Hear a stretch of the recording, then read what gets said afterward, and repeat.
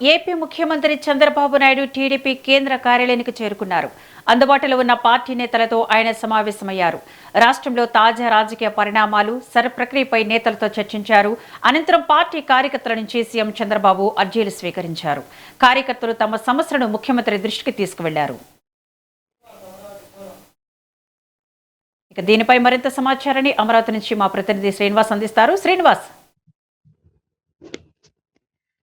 రోజు ముఖ్యమంత్రి చంద్రబాబు నాయుడు తెలుగుదేశం పార్టీ కార్యాలయానికి చేరుకోవడం జరిగింది. పార్టీ కార్యాలయంలో పేదల నుంచి అర్జీలు స్వీకరించడం జరిగింది. అంటే ప్రతి శనివారం కూడా పార్టీ నేతలు అందుబాటులో ఉంటారని గతంలో చెప్పారు. ఆ విధంగానే ఈ రోజు చంద్రబాబు పార్టీ కార్యాలయంలో ఉండి అక్కడ ఉన్నటువంటి పరిస్థితులను అవగాహన చేసుకున్నటువంటి పరిస్థితి కూడా ఉండడం జరిగింది. ముఖ్యంగా చూసుకుంటే పార్టీ కార్యకర్తల నుంచి అర్జీలు స్వీకరించడం కాకుండా వారి సమస్యల పరిష్కారానికి మార్గం చూపే విధంగా ఉండడం జరిగింది.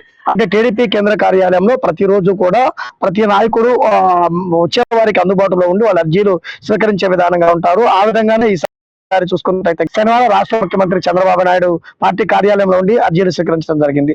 తర్వాత దానికి సంబంధించి ఎస్ఆర్ఐ పై కూడా పార్టీ నేతలు కార్యకర్తలతో కూడా ముఖ్యంగా మాట్లాడినటువంటి పరిస్థితి కూడా ఉండడం జరిగింది.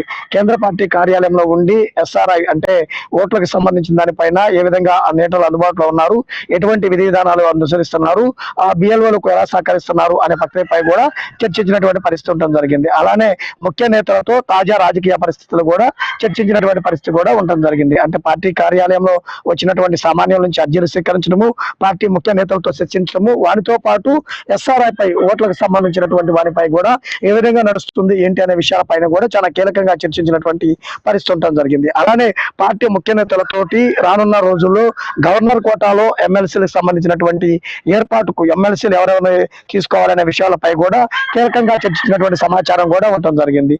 మరి కాసేపు అంటే మధ్యాహ్నం 2 గంటల వరకు కూడా ఇక్కడే పార్టీ నేతలతో ఉండి చర్చించే పరిస్థితి కూడా కనపడుతుంది.